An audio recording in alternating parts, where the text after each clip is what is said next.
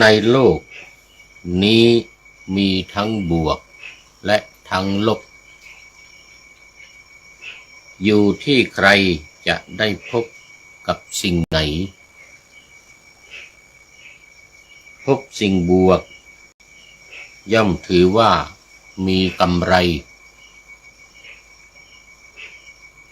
พบสิ่งลบก็อย่าได้หวั่นใจกลัวเจอสิ่งลบให้ฝึกจิตคิดบวกไว้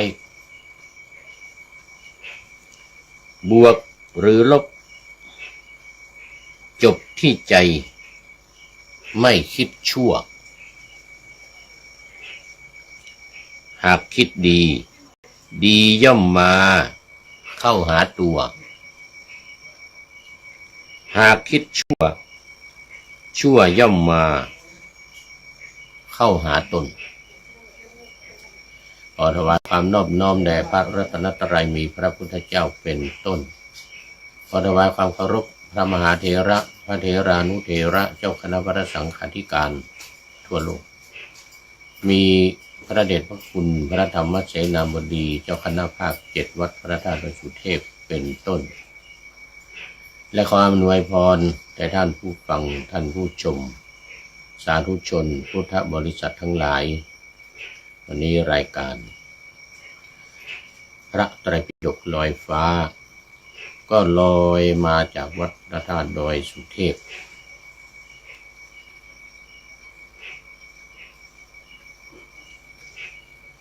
ผ่านทาง Facebook ไลฟ์สวัยเทพบุญล่วงหน้ามา1 วันรายการก็จะออกอากาศในวันพรุ่งนี้ตอนเช้า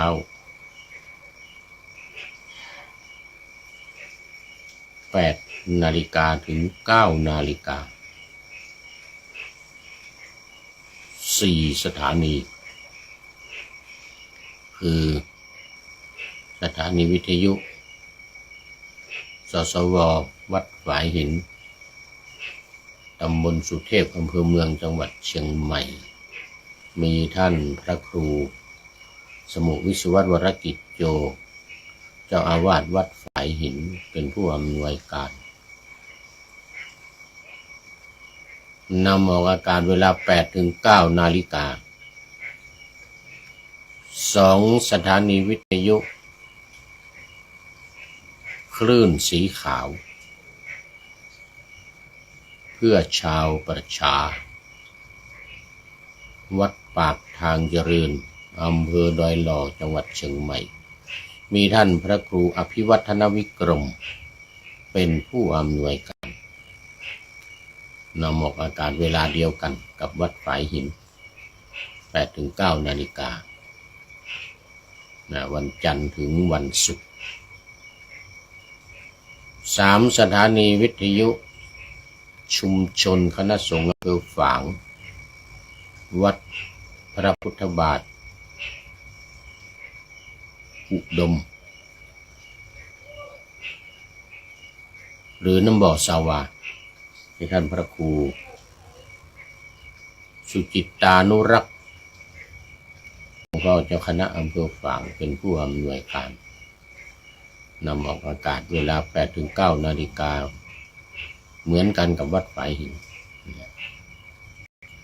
วันจันทร์ถึงวันศุกร์และสถานีวิทยุมจร.วิทยาลัยสงฆ์นครลำปางมีอาจารย์จีรศักดิ์ปันรำเป็นผู้อำนวยการสถานีนำออกอากาศเวลาเดียวกัน8 ถึง 9 นาฬิกาจันทร์ถึงวันศุกร์4 สถานีนี้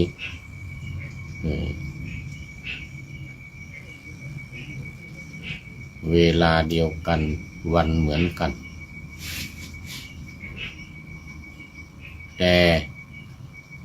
ที่สถานีวิทยุพระพุทธศาสนาแห่งชาติและจริยธรรมวัดพระธาตุดอยสุเทพ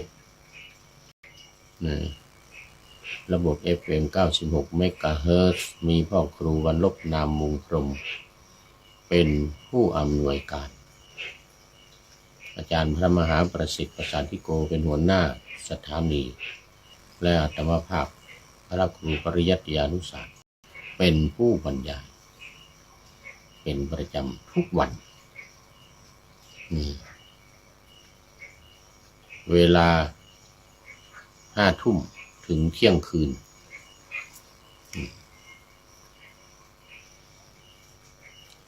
วันนี้ก็ค่อนข้างดึก3 ทุ่ม2 ทุ่มเกือบ3 ทุ่ม FC ทั้งหลายก็ยังไม่เข้ามาน่าจะพักผ่อนกันไปบ้าง ทำการทำงานเหน็ดเหนื่อยมาทั้งวันนี่มี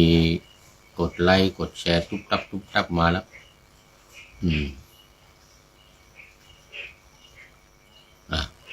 อันดับแรกนี่จะได้ขอโมทนาประชาสัมพันธ์ไปว่ามาโยมฝนศรีลาเข้ามาแล้วโอ้จังหวัดเชียงใหม่เรานี่เอง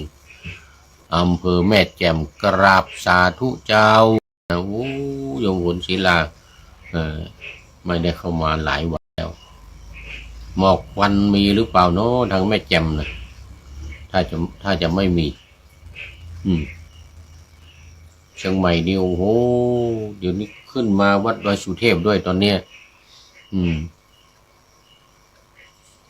เมื่อวานนี่ยังอวดอยู่นะบนดอยนี่โอ้สบายวะนะวันนี้ขึ้นมาแล้วแม่แจ่มนี่รู้สึกว่ามันหลังดอยอินทนนท์ไปนี่นะน่าจะไม่มีน่าจะไม่มีเยอะมากเจ้าโอ้มีเยอะอีกแล้วแม่แจ่มไม่มีได้ยังไงนะโอ้มันข้ามมาจากประเทศพม่าใช่มันข้ามมาจากประเทศพม่าดอยสุเทพเนี่ยเอาละวันนี้มองอะไรไม่ค่อยเห็นนะดีละมีเหมือนกันมีเยอะว่างั้นนะมีเยอะมีเยอะมากโอ้ไม่เป็นไรอดทนใส่หน้ากากเมื่อกี้นี่ไปทำวัดใส่หน้ากากมาเลยแต่มาในห้องนี้ดีหน่อยค่อยหายใจโล่งหน่อยเพราะว่าเรามีมุ้งลวดมีผ้าพลาสติกเป็นมุ้งนี่นะดูมันจะไม่เข้านะ แต่ก็ไม่แน่อาจจะเข้ามาแต่มันมองไม่เห็นทางกรุงเทพบอกมาว่ายังหายใจคล่องดีว่างั้นนะที่กรุงเทพนะเขตลาดบูรณะฝั่งธนบุรีFC เนติแก้วเคนรายงานเข้ามาเอาโมทนากับวันนี้วันที่7ก็มีคุณบุญตรงคุณบุญพร้อมยอดคำสาวถวายภัตตาหาร 3,000 บาทแล้วก็2พระครูวินัยธรณัฐพงศ์สิริพัทธจารีวัดปงป่าเอื้องอำเภอสันกำแพงปงป่าเอื้องอำเภอสันกำแพง พร้อมด้วยนายสนันนางพงพันธ์พงอินมาพร้อมกับท่านพระครูวินัยธร2นัทธรชัยพฤกษ์และ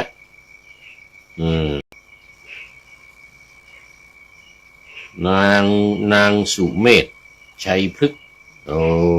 คนระดับที่2แล้วก็3คุณบุญทรงคุณบุญพร้อมยอดคำสาวนี่พระทหารตัวนี้มาถวาย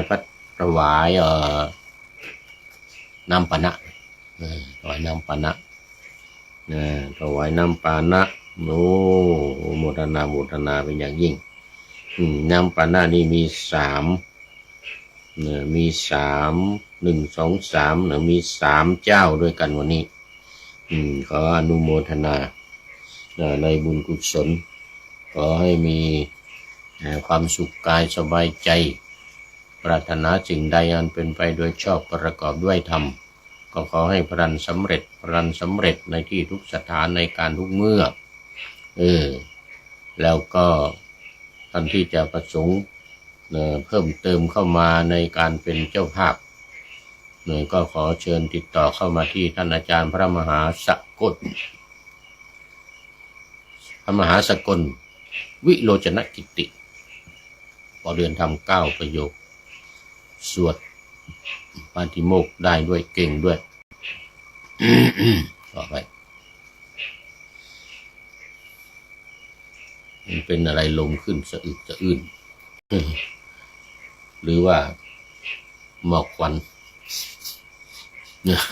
ต้องใส่หมอกควันก็มารบกวนนะ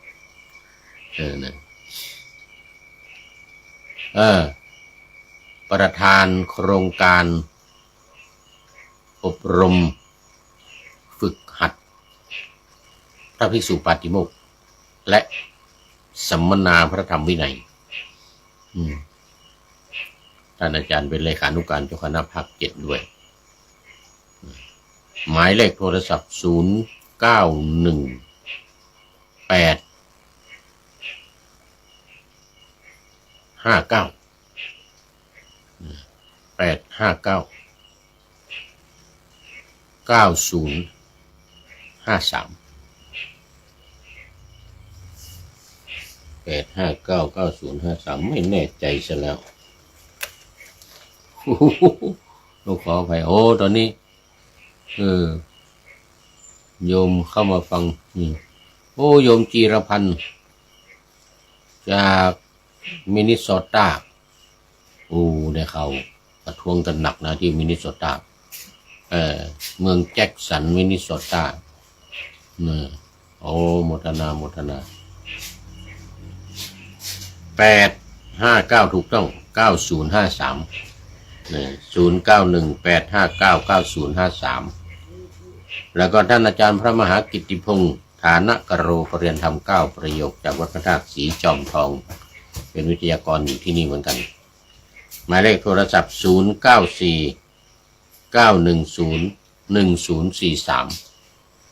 0949101043ติดต่อมาโดยตรงเลยแล้วก็ถ้าไม่สามารถมาประเคนด้วยมือรับพรตามวันเวลาดังกล่าวนั้นก็ขอเชิญโอนเข้ามาในบัญชีธนาคารกสิกรไทยวัดในนามวัดพระธาตุดอยสุเทพหมายเลขบัญชี2112806698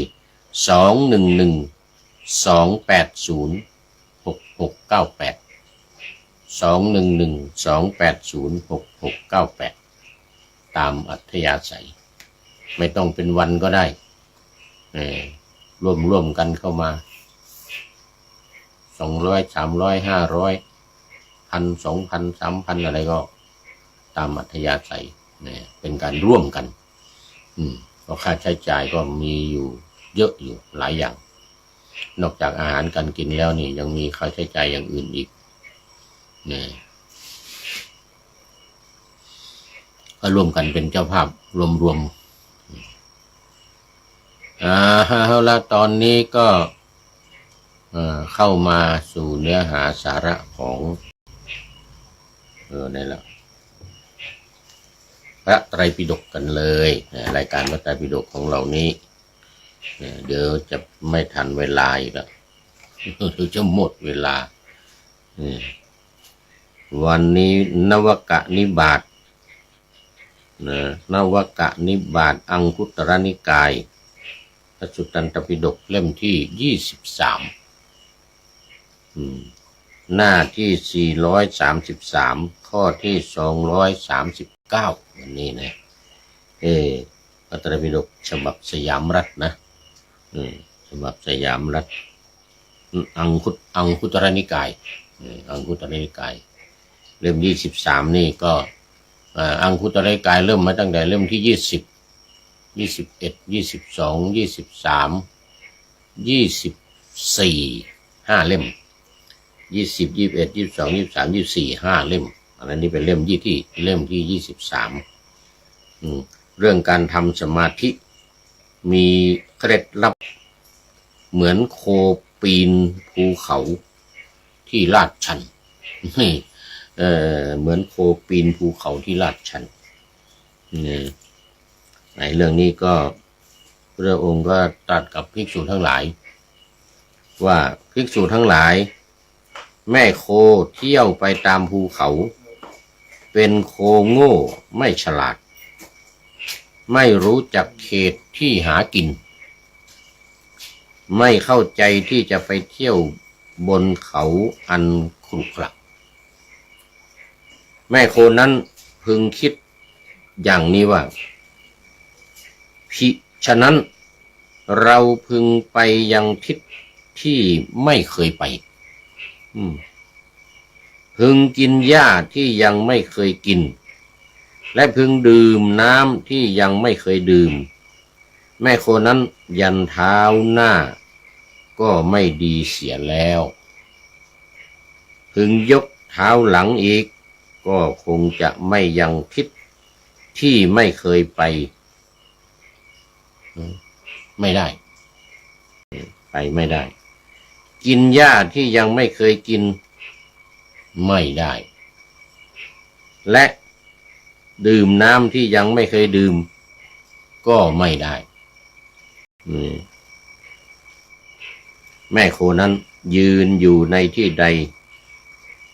พึงคิดอย่างนี้ว่าพิฉะนั้นเราพึงไปยังทิศที่ไม่เคยไปพึงกินหญ้าที่ยังไม่เคยกินพึงดื่มน้ำที่ยังไม่เคยดื่มมันกลับมายังที่นั่นอีกโดยสวัสดีไม่ได้ข้อนั้นเพราะเหตุไรเพราะแม่โคนั้นเที่ยวไปบนภูเขาเป็นโคโง่ไม่ฉลาดไม่รู้จักเขตที่หากิน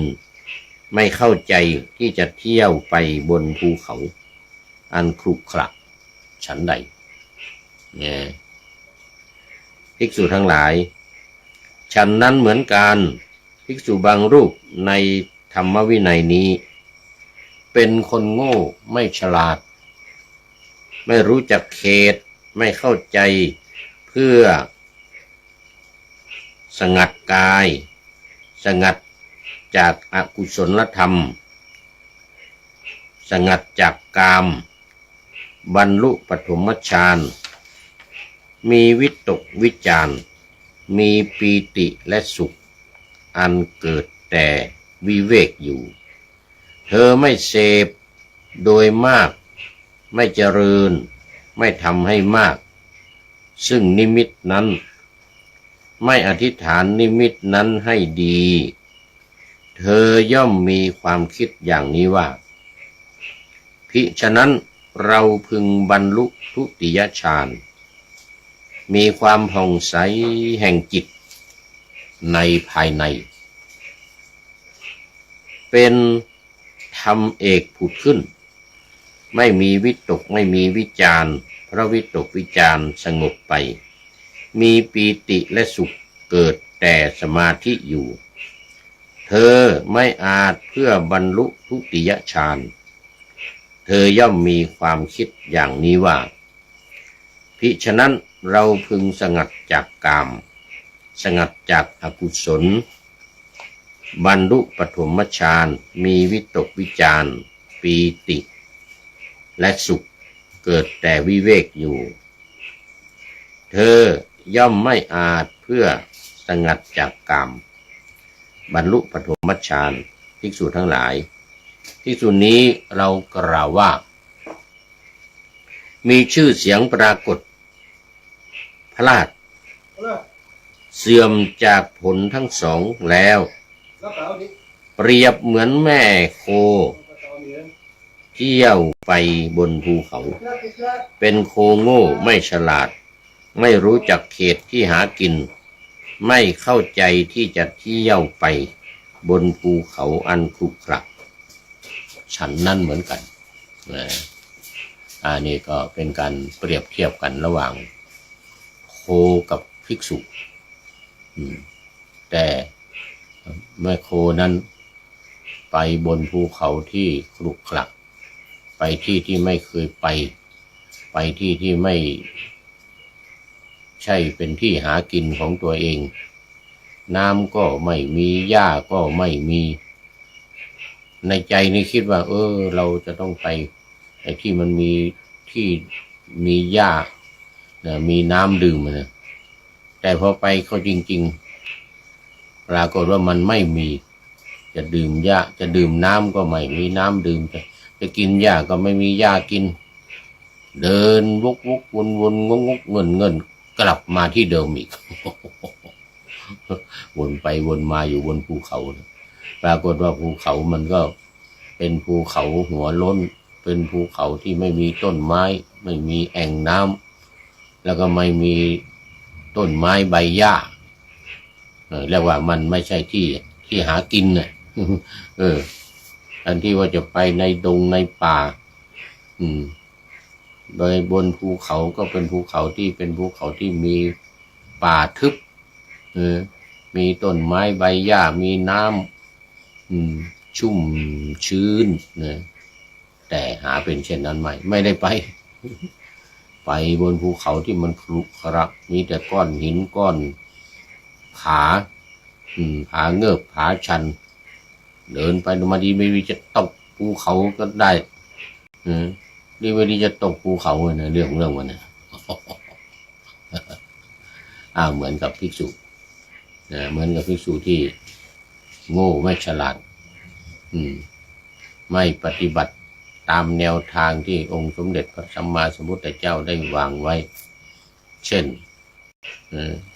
แทนที่จะเข้าฌานปฐมฌานวิตกวิจารวิตกคือการยกเอาหัวข้อธรรมขึ้นมาพิจารณาวิจาร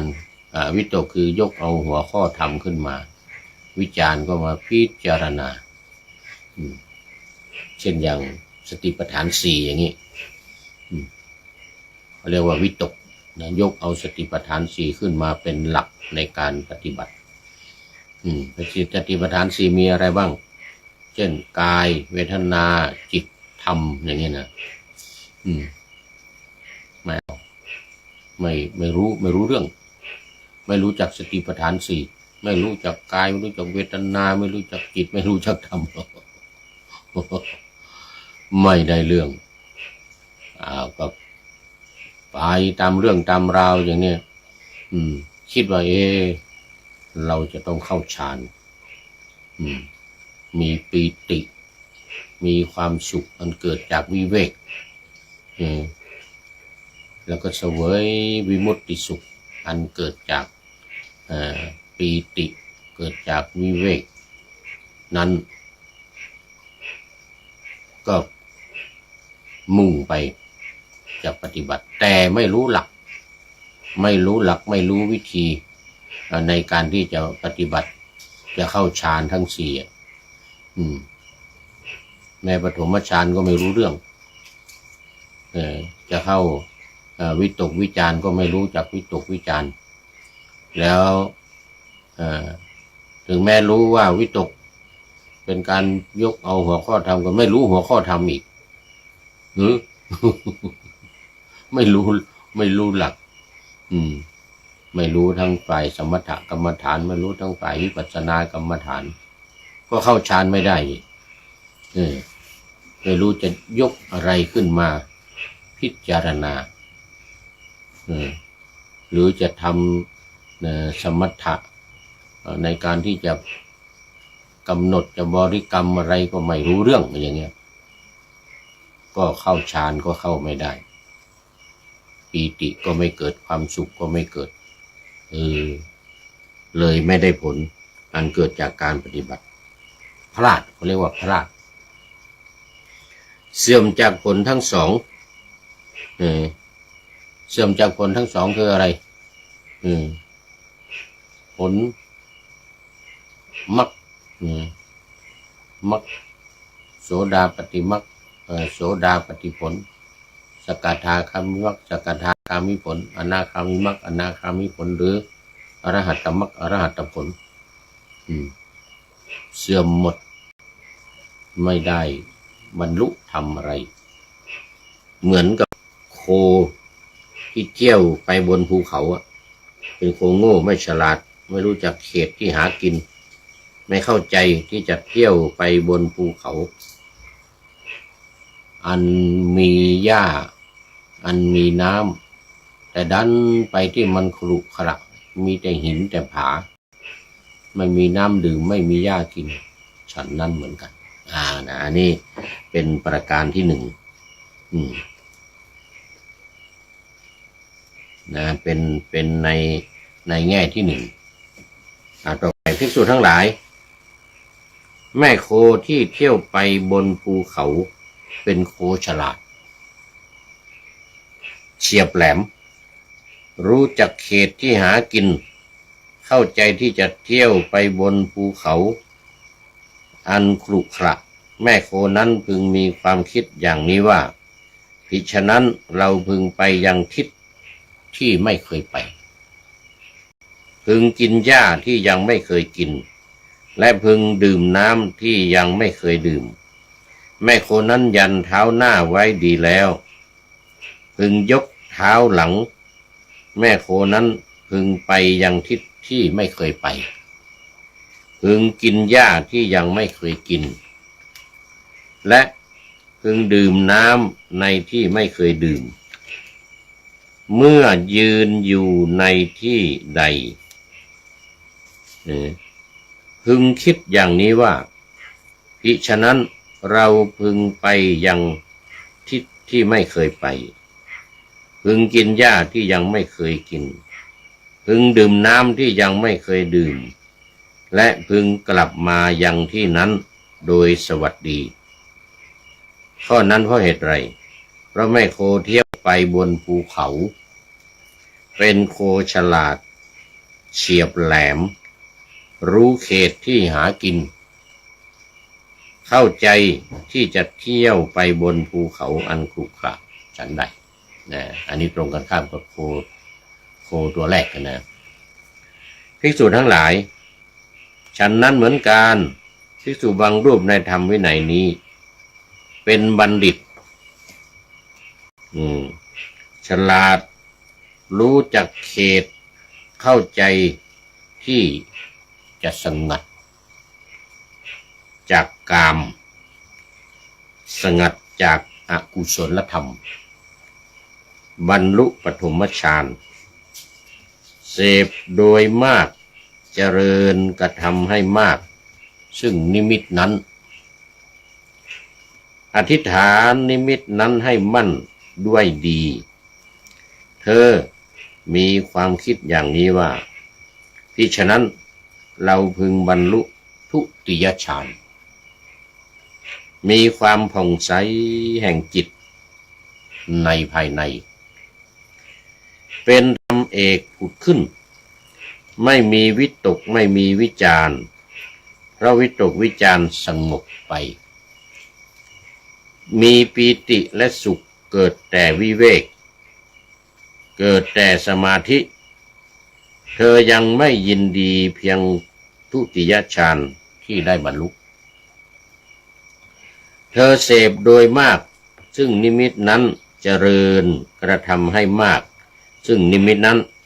อธิษฐานนิมิตนั้นให้มั่นด้วยสติเธอมีความคิดดังนี้ว่าภิฉะนั้นเราพึงมีอุเบกขามีสติสัมปชัญญะเสวยสุขอันกายด้วยกายเพราะปีติสิ้นไปบรรลุทุติตติยฌานที่พระอริยเจ้าทั้งหลายสรรเสริญว่าผู้ได้ฌานนี้เป็นผู้มีอุเบกขามีสติอยู่เป็นสุขเธอยังไม่ยินดีเพียงตติยฌานที่ได้บรรลุเธอเสพโดยมากเจริญกระทำให้มากซึ่งนิมิตนั้นอธิษฐานนิมิตนั้นให้มั่นด้วยดีเธอมีความคิดอย่างนี้ว่าภิฉะนั้นเราพึงบรรลุจตุตฌานไม่มีทุกข์ไม่มีสุขเพราะละสุขละทุกข์และดับโสมนัสโทมนัสก่อนได้แล้ว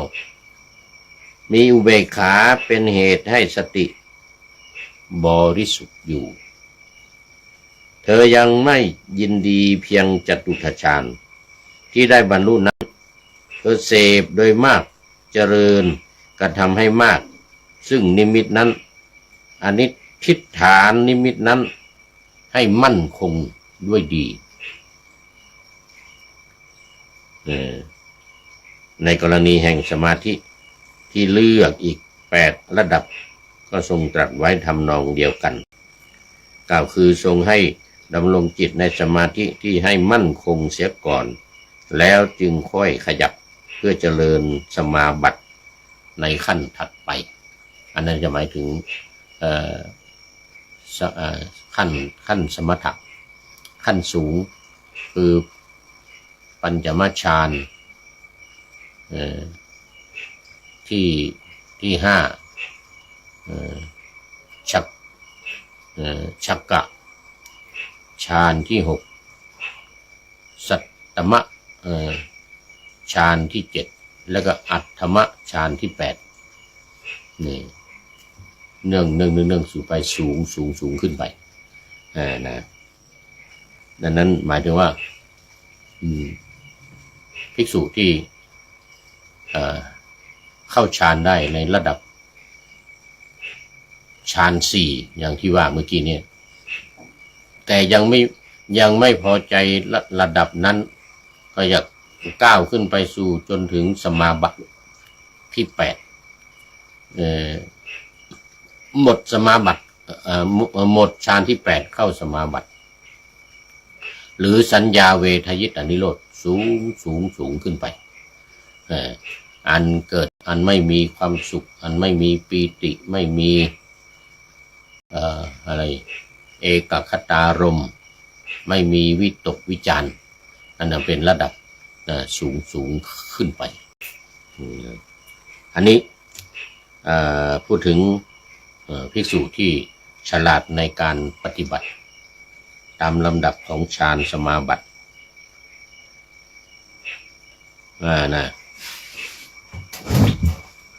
ซึ่งตรงกันข้ามกับ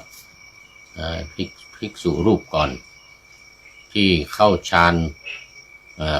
นไม่ได้แต่ภิกษุรูปนี้เริ่มต้นก็เป็นผู้ที่รู้ในเรื่องของหลักปฏิบัติทั้งฝ่ายสมถกรรมฐานและวิปัสสนากรรมฐานจนเข้าฌานได้เริ่มตั้งแต่ปฐมฌานเข้าไปปฐมฌานที่1คือวิตกวิจารวิตกวิจารหมายถึงว่ายกเอาหัวข้อธรรมขึ้นมาพิจารณาเรียกว่าปฐมฌานเข้าปฐมฌานวิตกวิจารตัวอย่างเช่นยกเอาขันธ์5ขึ้นมาใน อารมณ์ของวิปัสสนามายกขันธ์ห้าขึ้นมาพิจารณารูปเวทนาสัญญาสังขารและวิญญาณตามลำดับเมื่อจิตมั่นคงอยู่ในองค์ของปฐมฌานคือวิตกกับวิจารสองอย่างนี้เสร็จแล้วปีติเกิดขึ้นปีติเกิดขึ้นวิตกวิจารหายไปอันนี้เรียกว่า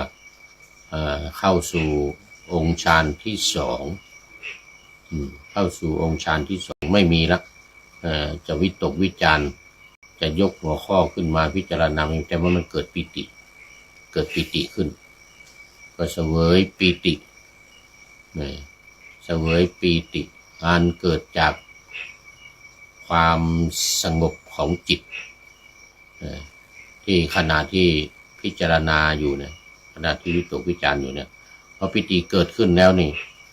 ความการวิตกวิจารก็หายไปละวิตกวิจารได้เรียกว่าเกิดปีติขึ้นมาก็เสวยปีติและเมื่อปีติจางคลายหายไปเกิดความสุขขึ้นมาแทนเรียกว่าจะเปลี่ยนจากทุติยฌานเนี่ยไปเป็นตติยฌานฌานที่สามฌานที่สามนั่นคือความสุขแต่ว่าปีติจะต้องหายไปก่อนละปีติไปก่อนขณะที่ปฏิบัติมีปีติเกิดขึ้นก็มีสติมีสัมปชัญญะเข้ามาช่วยก็ละปีติเกิดความสุขขึ้นมาเรียกว่าผ่านจากทุติยฌานเข้าไปสู่ตติยฌานฌานที่สามไม่มีปีติไม่มีวิตกไม่มีวิจารขณะที่เสวยความสุขอยู่นั้นอันเกิดจากสมาธิและมีสติสัมปชัญญะคอยประคับประคองอยู่ก็อาศัยเพื่อที่จะให้ความสุขมันหายไปก็มีอุเบกขามีอุเบกขาเข้ามากำกับเมื่อมีอุเบกขาเข้ามากำกับทำให้ความสุขเลือนลางจางไปเกิดเอกคตารมณ์กับอุเบกขาเพราะความมีสติสัมปชัญญะประคับประคองก็เกิดจิตที่สงบตั้งมั่นเป็นหนึ่งมีอารมณ์เป็นหนึ่งสงบตั้งมั่นมีอารมณ์เป็นหนึ่งก็สามารถละความสุขไปได้เข้าสู่องค์ฌานที่สี่คือจตุตถฌานอยู่ในความเป็นหนึ่งของจิตและอุเบกขาคอยกำกับอยู่แต่เธอยังไม่ยินดีเพียงจตุตถฌานที่ได้บรรลุนั้นเธอเสพโดยมากเจริญกระทำให้มากซึ่งนิมิตนั้นอธิษฐานนิมิตนั้นให้มั่นคงด้วยดีแล้วถ้าจะออกจากองค์ฌานที่สี่แล้วกลับมาทำวิปัสสนาต่อคือวิตกวิจารต่อหรือไม่กลับมาทำวิปัสสนาต่อเข้าไปสมถะในองค์ฌานที่ห้าช่วงเปลี่ยนผ่านหลังจากองค์ฌานที่สี่เข้าสู่องค์ฌานที่ห้าก็หมายถึงว่าไปยึดเอา อากาศอากาสานัญจายตนะเนี่ยสูงขึ้นไปอากาศหาที่สิ้นสุดไม่ได้ก็พิจารณาอากาศละ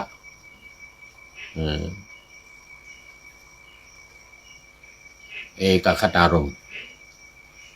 และอุเบกขาละเอกคตารมณ์และอุเบกขาออกคือมันออกแล้วออกจากเอกคตารมณ์ซึ่งเป็นจตุตฌานแต่ไป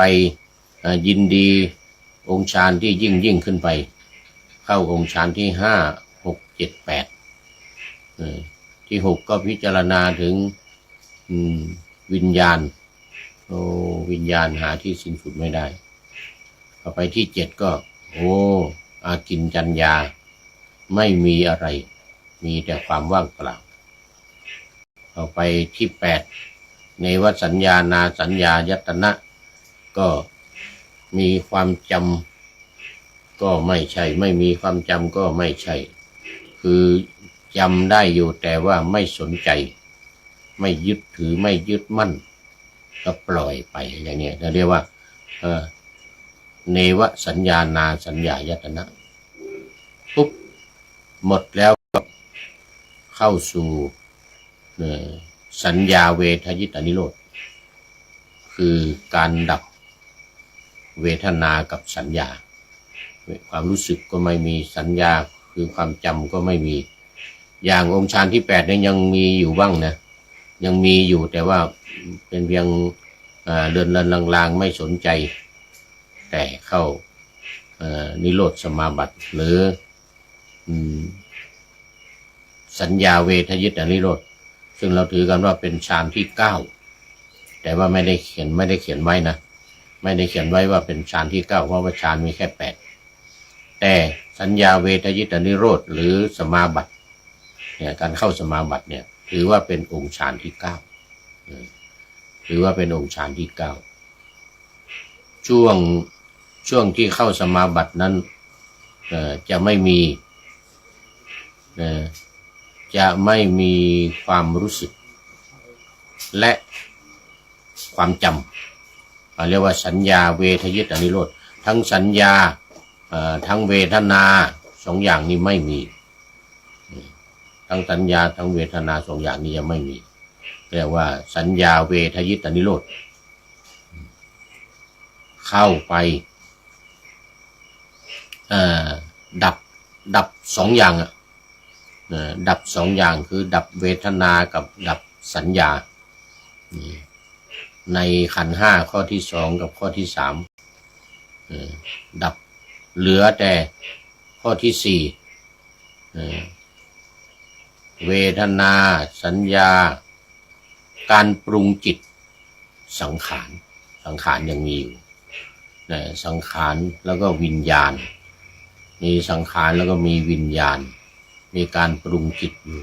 แต่ว่าปรุงจิตด้วยอุเบกขานะปรุงจิตด้วยอุเบกขาไม่ปรุงด้วยกุศลหรืออกุศลไม่ปรุงด้วยบุญหรือบาปอะไรอย่างนี้นะจะเป็นกลางเป็นกลางเราเรียกว่าอเนญชาภิสังขารอเนญชาภิสังขารอันนี้จะอยู่เป็นสุขที่สุดเป็นกลางเนี่ยจะเป็นกลางและอเนญชาภิสังขารอยู่ในสัญญาเวทยิตานิโรธนะหรือนิโรธสมาบัตินิโรธสมาบัติคือดับเวทนากับสัญญาอันนี้ค่อนข้างจะละเอียดและสูงขึ้นไปเพราะฉะนั้นในการที่จะเข้าทั้ง8กรณีแห่งสมาธิทั้ง8คือเป็นอย่างนี้แต่ในกรณีที่อยู่แค่ฌานของวิปัสสนาเขาเรียกวิปัสสนาฌานก็อยู่ในเพียงแค่ว่าปีติมีความสุขมีปีติมีความสุขเมกคตารมพร้อมกับอุเบกขาคอยกำกับพอออกจากอุเบกขาพอไปออกจาก จตุตฌานฌานที่สี่ก็กลับมา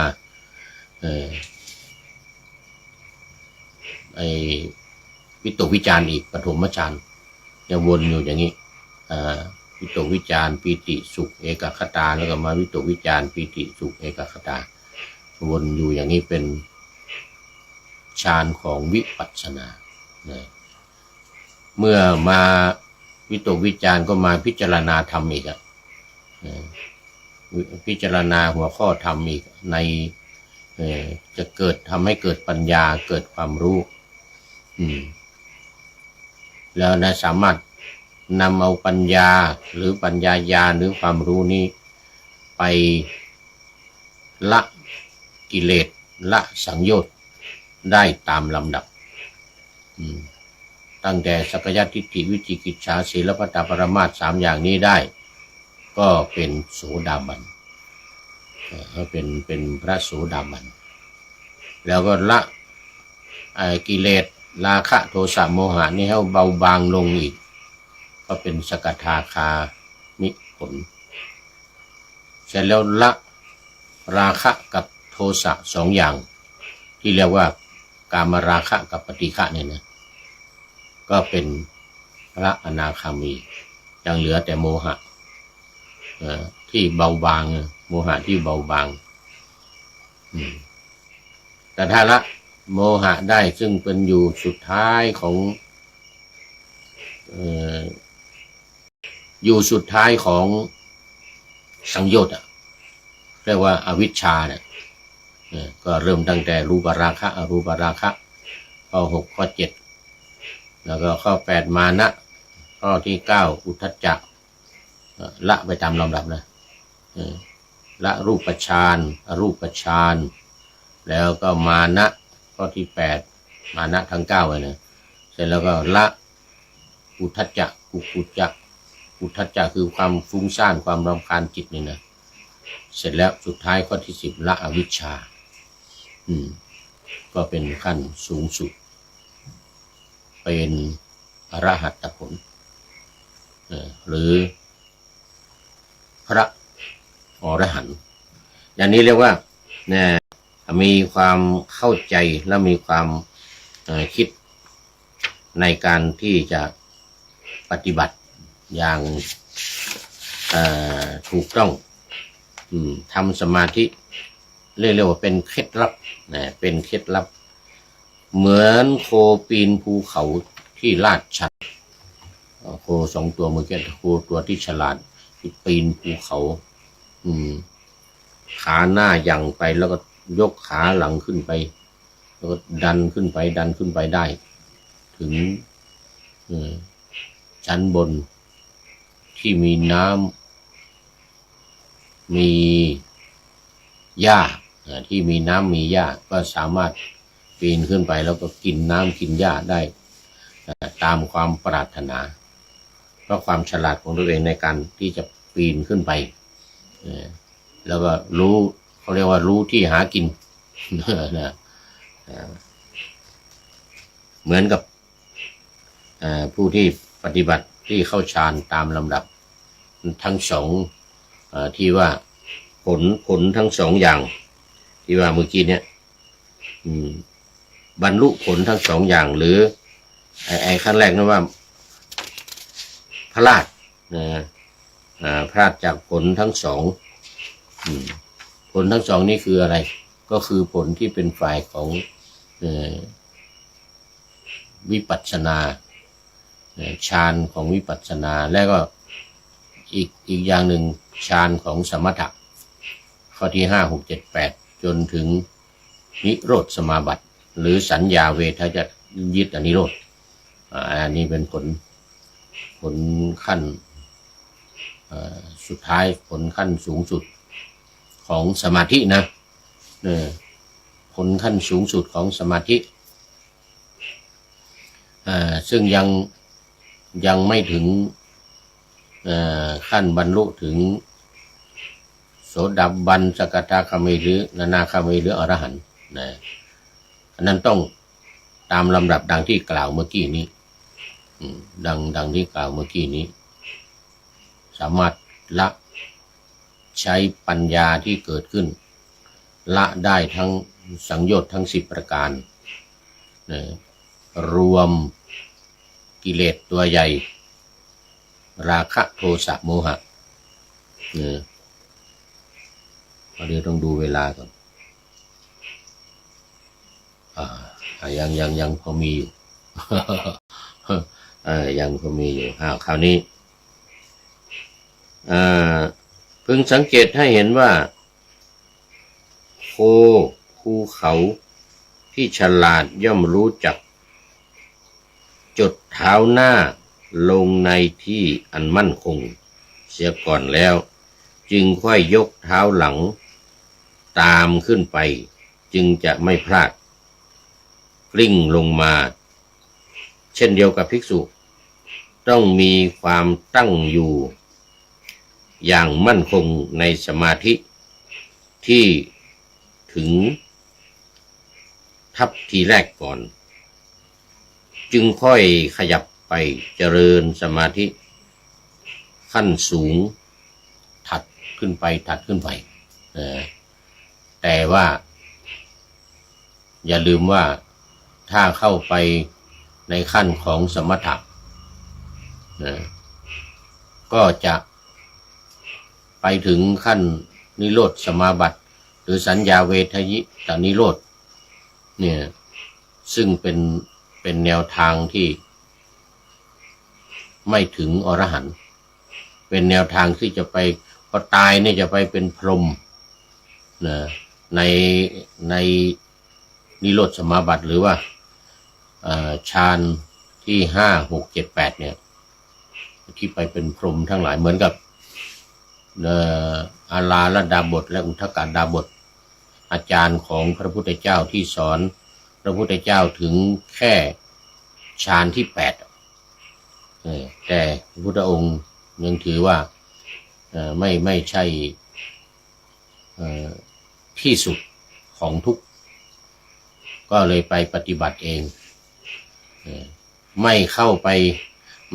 ไปฌานที่5 6 7 8เอาถึงแค่ฌานที่4จตุตฌานแล้วก็กลับมาปฐมฌานวิตกวิจารคือพิจารณาธรรมคิดในการคิดและพิจารณาเรียกว่าภาวนา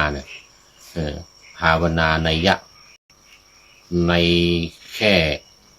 เป็นองค์ฌานของวิปัสสนา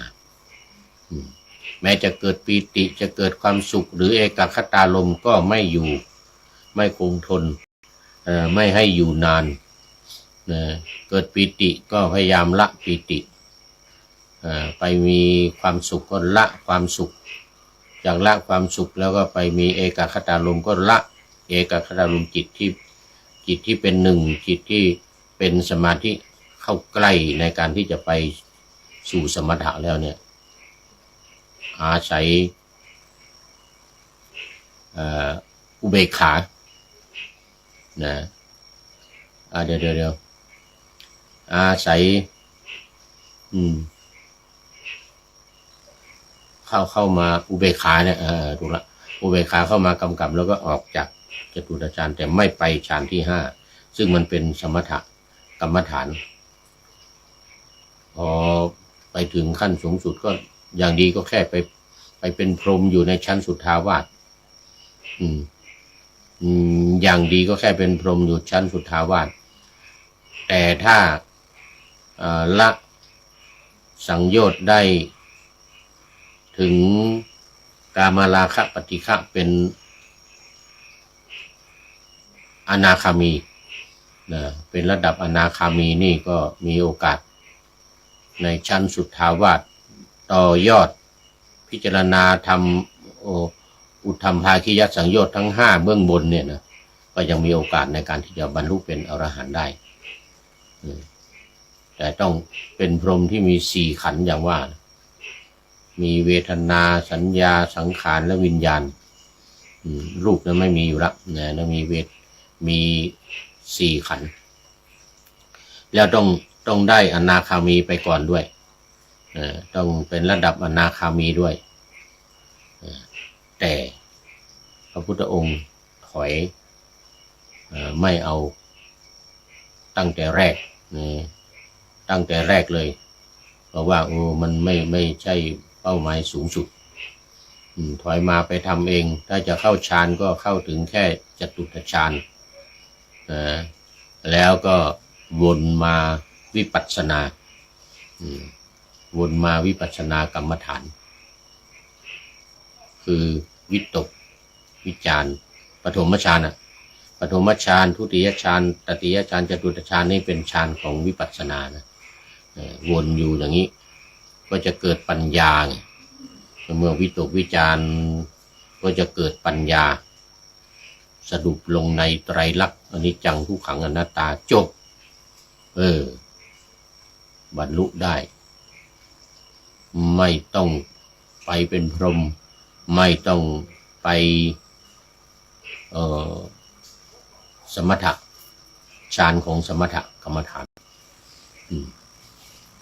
อันนี้ก็จบในเรื่องของการทำสมาธิมีเคล็ดลับเหมือนโคปีนภูเขาที่ลาดชันซึ่งเทียบกับภิกษุที่ปฏิบัติทำสมาธิแค่ถ้าจะเทียบกันก็คือเทียบแค่คณิกะสมาธิแค่คณิกะสมาธิไม่เข้าไปอุปจารสมาธิหรืออัปปนาสมาธิเข้าไปได้อุปจารสมาธิก็ใกล้ที่จะเป็นอัปปนาสมาธินั่นนนในสมถกรรมฐานเลย5 6 7 8 ถ้าเข้าไปแล้วก็ออกยากแล้วเข้าไปแล้วออกยากดังนั้นก็จึงอยู่แค่วิปัสสนาฌานของวิปัสสนาคือจตุตฌานสูงสุดจะให้ดีก็แค่ปฐมฌานนี่แหละมันจะได้วิตกวิจารจะได้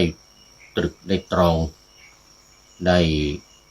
ยกหัวข้อขึ้นมาพิจารณาให้เกิดความรู้เกิดปัญญาเกิดญาณเกิดญาณเกิดปัญญาญาณแต่สามารถที่จะละกิเลสได้พ้นจากทุกข์ได้โดยปัญญาเรียกว่าปัญญาวิมุตติหลุดพ้นด้วยปัญญาแล้ววันนี้หมดเวลาพอดีคุณโยมฝนศรีลาก็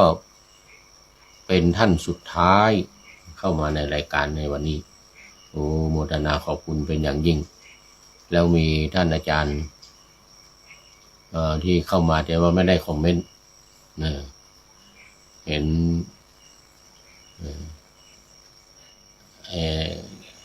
คอมเมนต์เข้ามาแต่ว่าไม่ออกหน้าจอ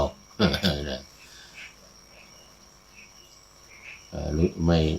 ม่แน่ใจรู้สึกว่าจะเป็น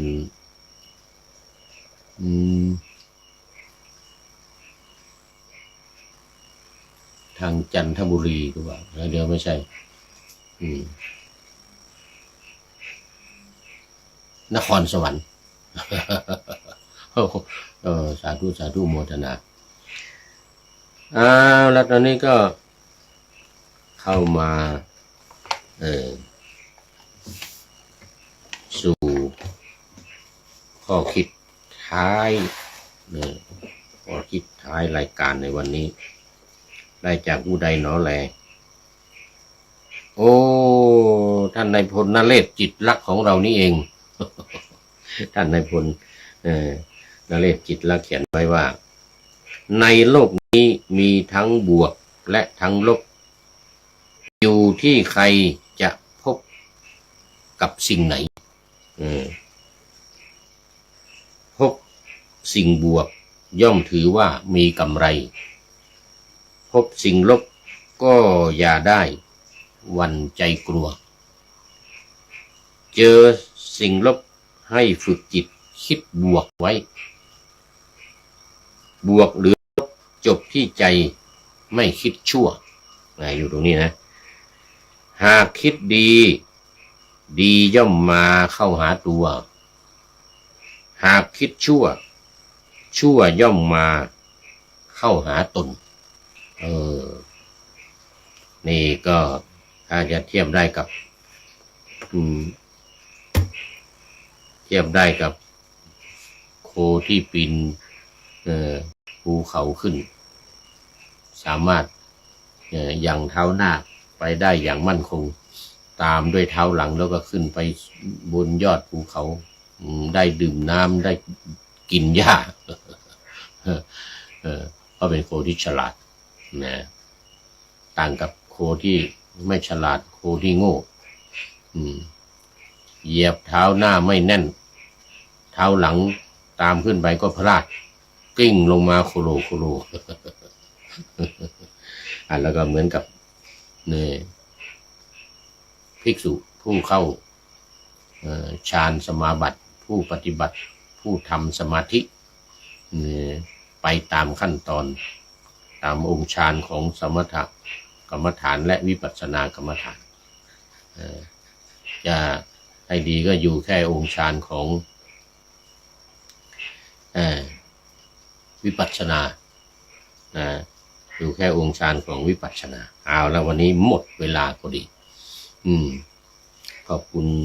ท่านนายพลนเรศจิตลักษณ์ไว้ณที่นี้เป็นอย่างยิ่งที่ให้ข้อคิดไว้ท้ายรายการเรื่องกับสิ่งที่เป็นบวกกับเป็นลบสิ่งที่เป็นบวกกับเป็นลบขึ้นอยู่ที่ความคิดของตัวเองอย่างนั้นขออันนี้รายการอะไรขอนำพระไตรปิฎกลอยฟ้าไปจากผู้ฟังทั้งหลายในโลกล่าวันต่อไปจะได้จรย้อนกลับมาสู่สถานีใหม่ให้ท่านฟังอย่าลืมเปิดวิทยุหรือเครื่องรับโทรศัพท์โมบายคอมพิวเตอร์ผัง YouTube เฟซเพจไลน์ให้ดังๆเพื่อชมฟังรายการวันต่อไปขอทุกท่านมีความสุขทุกคืนวันนำธรรมะประกอบการงานทั้งหลายเช่นขยันทำงานทางวาจากายใจขวัญขวายกิจการงานนานาบำเพ็ญสาธารณประโยชน์เว้นสิ่งที่มีโทษโหดเยี่ยงสาประกอบแต่กรรมดีมีราคาแสวงหาเงินทองครองใจคนเสียสละพละทรัพย์นับมากน้อยไม่ให้ล้านก็ให้ร้อยไม่ด้อยผลเอื้อคนรวยช่วยคนยากฝากคนจนให้ทุกคนเท่ากันมาตรฐานเดียว